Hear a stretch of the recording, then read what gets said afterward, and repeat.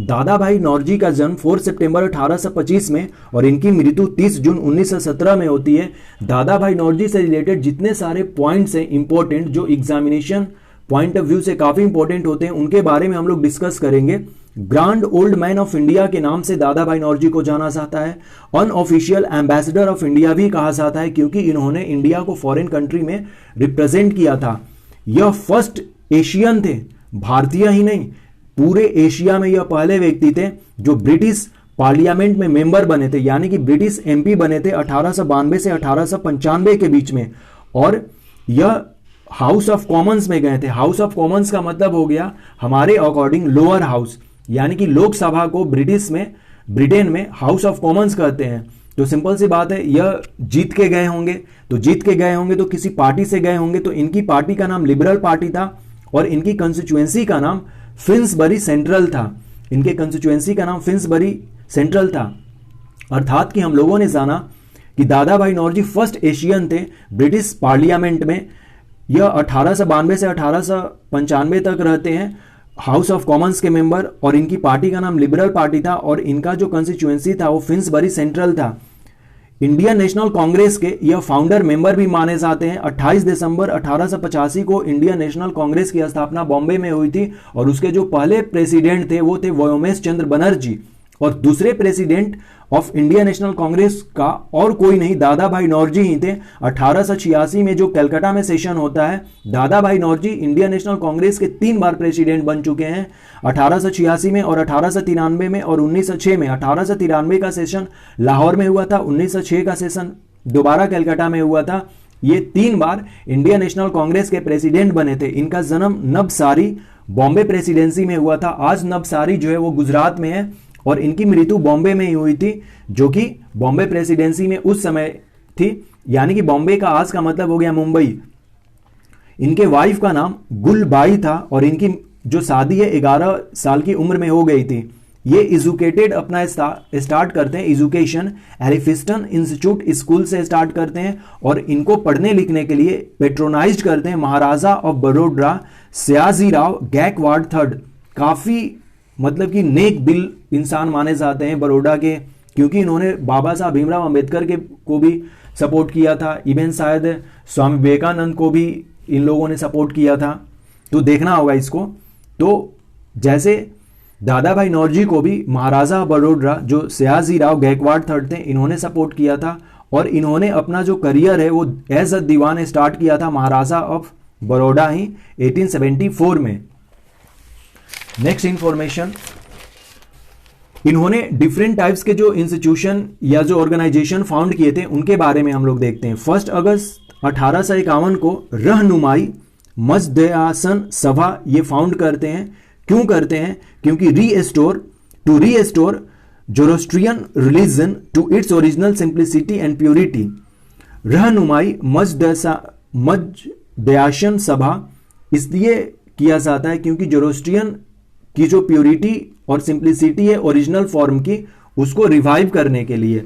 1854 में यह गुजराती फोर्टनाइटली एक पब्लिश करते हैं रस्ट गुफ्तार का, जिसका मतलब होता है ट्रूथ टेलर, और फोर्टनाइटली का मतलब होता है जो 15 दिनों में एक बार छपता हो, और जो 1 महीने में छपता है उसको तो मासिक कहते ही हैं। और इन्होंने the voice of India newspaper भी लिखा है। 1855 में यह अपॉइंट होते हैं professor of mathematics and natural philosophy in Elphinstone college Bombay, और यह इस तरह के पोस्ट पे जाने वाले पहले व्यक्ति बनते हैं भारत के।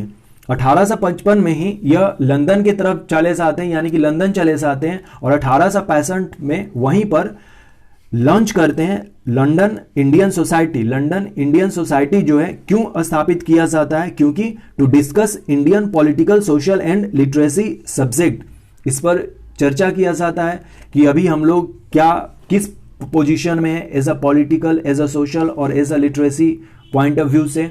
तो 1865 में लंदन इंडियन सोसाइटी भी यही लॉन्च करते हैं। 1867 में यह हेल्प करते हैं एस्टेब्लिश करने में ईस्ट इंडिया एसोसिएशन। कई बार यह क्वेश्चन पूछा गया है कि ईस्ट इंडिया एसोसिएशन किसके द्वारा स्थापित की जाती है?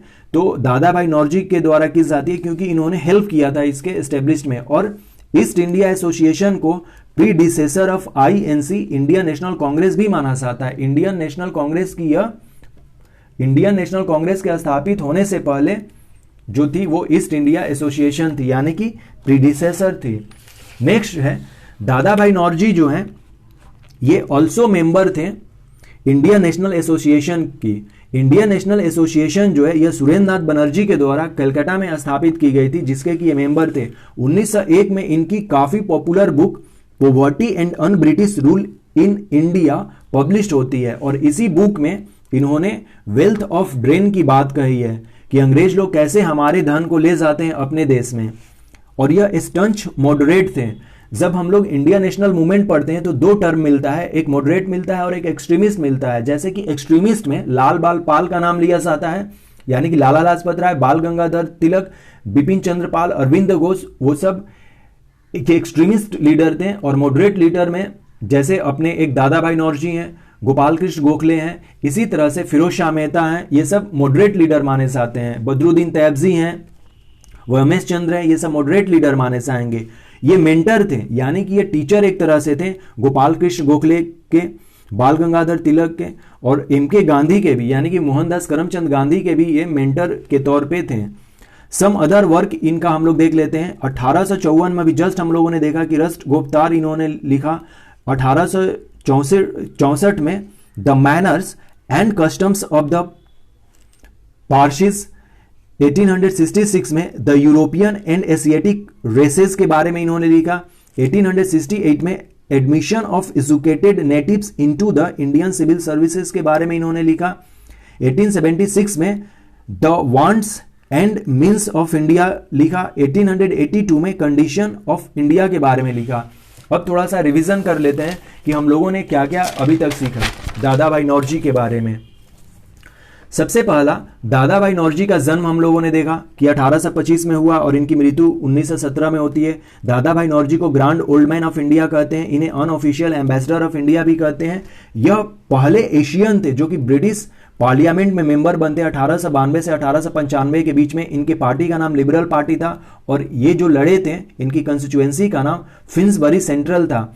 और यह फाउंडर मेंबर भी थे आईएनसी के, जो कि आईएनसी की जो स्थापना है 28 दिसंबर 1885 को बॉम्बे में हुई थी। और यह इंडियन नेशनल कांग्रेस के 3 बार प्रेसिडेंट बने थे। 1886 का कलकत्ता सेशन, 1893 का लाहौर सेशन और 1906 का कलकत्ता सेशन। इनका जन्म हम लोगों ने देखा, इनके वाइफ के बारे में देखा, इनकी कैरियर कैसे स्टार्ट होती है ये देखा।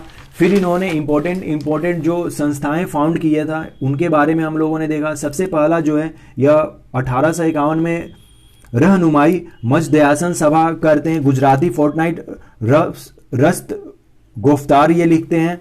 फिर ये इवन प्रोफेसर भी अपॉइंट होते हैं। फिर ट्रेवल करते हैं लंदन 1855 में, और 1865 में यह लंदन इंडियन सोसाइटी लंच करते हैं और यह हेल्प करते हैं ईस्ट इंडिया एसोसिएशन को फॉर्म करने में। 1867 में ईस्ट इंडिया एसोसिएशन का फॉर्मेशन हुआ था। इंडियन नेशनल एसोसिएशन जो कि सुरेंद्र नाथ बनर्जी के द्वारा स्थापित किया गया था, उसके भी ये मेंबर थे। और poverty and un British rule in India जो है बुक इनकी 1901 में पब्लिश होती है। तो ये सारे इंफॉर्मेशन हम लोगों ने दादा भाई नौरोजी के बारे में देखा। Thanks and take care.